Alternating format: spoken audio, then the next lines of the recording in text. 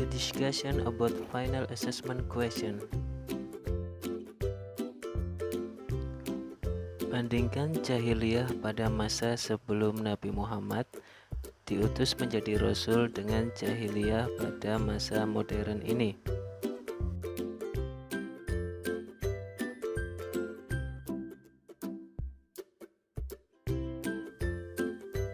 Jadi, jawabannya adalah pada zaman jahiliyah dahulu, anak perempuan banyak yang dibunuh, sedang sekarang sebelum lahir sudah dibunuh. Poin yang kedua, dulu bodoh dalam pengetahuan dan tingkah laku. Sekarang orang berilmu pun banyak yang berbuat kemungkaran. Poin yang ketiga, dulu perempuan tidak boleh berkarya. Sekarang terlalu berkarya sehingga melupakan kodratnya sebagai wanita. Poin yang keempat, dulu mabuk dengan khamr. Sekarang barang apapun bisa digunakan untuk mabuk. Contoh, sabu. Nomor 2. Mengapa Allah menyuruh Nabi berdakwah secara diam-diam?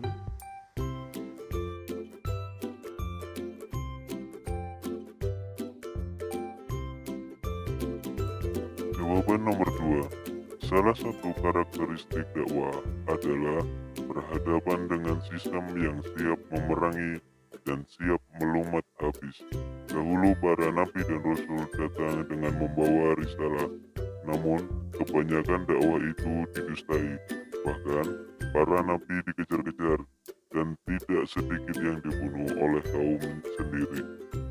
Poin yang kedua, selain masalah keamanan, 3 tahun Rasulullah merahasiakan dakwahnya karena untuk membentuk basis inti, yaitu tidak langsung melakukan dakwah secara terbuka yang hanya akan melahirkan penentangan dan perlawanan dari kaumnya.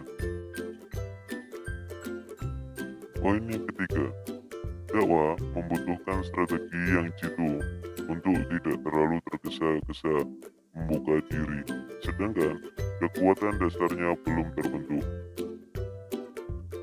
Poin yang keempat, mengapa merahasiakan Islam kepada umum dengan memilih orang-orang tertentu yang sekiranya bisa menerima dakwah ini dengan baik, sekaligus punya potensi yang bisa dikembangkannya untuk memanggul beban dakwah. Nomor 3. Ketika Nabi Muhammad meninggal, beliau tidak mewasiatkan penggantinya. Sedangkan Abu Bakar langsung mewasiatkan penggantinya. Mengapa Abu Bakar melakukan hal tersebut? Jawaban nomor 3. Ketika Nabi meninggal, beliau tidak mewasiatkan siapa penggantinya karena mengajarkan kepada umat Islam untuk belajar demokrasi. Poin yang kedua, kemudian ketika Abu Bakar meninggal, beliau sebelumnya telah mewasiatkan bahwa penggantinya adalah Umar bin Khattab. Poin selanjutnya, Abu Bakar sudah menyadari bahwa negara Islam yang terbentuk akan riskan dengan pertentangan politik sehingga beliau tidak ingin ada perebutan jabatan antara kaum Ansor dan Muhajirin.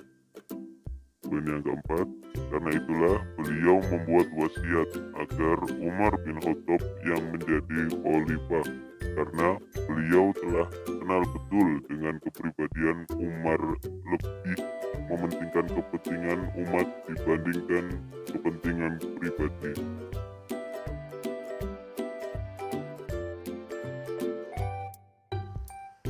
Nomor 4. Bandingkan gaya kepemimpinan Umar bin Khattab dan Jokowi.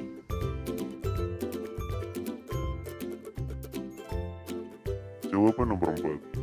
Ada yang membandingkan gaya belusukan Jokowi dengan Umar bin Khattab, seolah-olah belusukan yang dilakukan oleh Jokowi merupakan salah satu gaya kepemimpinan Umar bin Khattab. Di satu sisi, itu ada benarnya. Poin yang kedua, Andai dahulu sudah ada media, pasti juga akan ada yang meliputnya. Sedang sekarang karena banyak media, maka akan sering diliput dan dianggap pencitraan. Poin yang ketiga, Umar bin Khattab tidak terikat oleh partai dalam melakukan kebijakan, sedangkan Jokowi harus tetap memperhatikan usulan dari partainya karena beliau didukung oleh beberapa partai. Poin yang keempat, Umar bin Khattab dan Jokowi sama-sama pemimpin yang tidak suka bertele-tele alias senang kepraktisan, sehingga seringkali beliau pergi kerja kemana-mana hanya diamankan oleh beberapa orang. Nomor 5. Mengapa Khalifah Utsman bin Affan membuat mushaf Utsmani?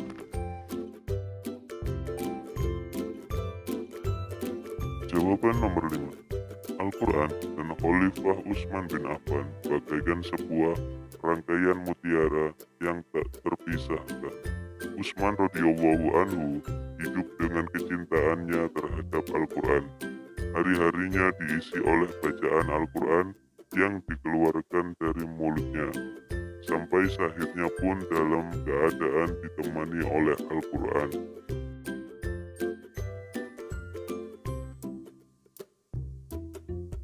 Poin yang kedua, di balik lantunan indah ayat suci Al-Quran yang sampai saat ini digunakan oleh seluruh umat muslim di dunia, adalah ide brilian dari Utsman bin Affan. Di masa emas kekhalifaannya, Utsman menyatakan bacaan Al-Quran sehingga pada saat yang sama persatuan umat pun terjaga. Poin selanjutnya, ketika Hudzaifah bin Yaman memimpin pasukannya yang terdiri dari penduduk Syam dan Irak pada masa pembebasan Armenia dan Azerbaijan, saat itu terjadi perdebatan antara penduduk Syam dan penduduk Irak dalam bacaan Al-Quran. Poin yang keempat, perselisihan mereka dalam hal qiyat, yaitu bacaan Al-Quran, membuat Hudzaifah sangat khawatir. Maka Hudzaifah pun berkata kepada Utsman, "Rangkullah umat ini, mereka berselisih tentang Al-Quran sebagaimana perselisihan yang telah terjadi pada kaum Yahudi dan Nasrani."